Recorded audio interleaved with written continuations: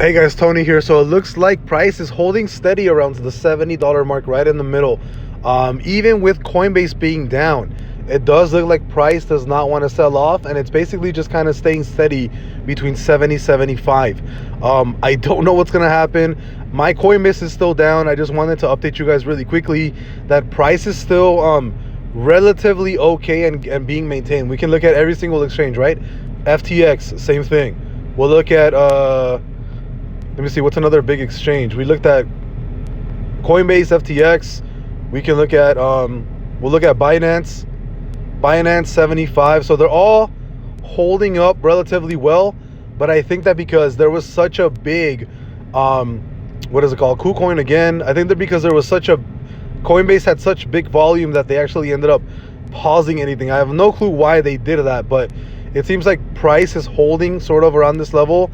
I don't know if it's going to keep dropping. I don't know what's going to happen. I am probably expecting a small drop once Coinbase is back up.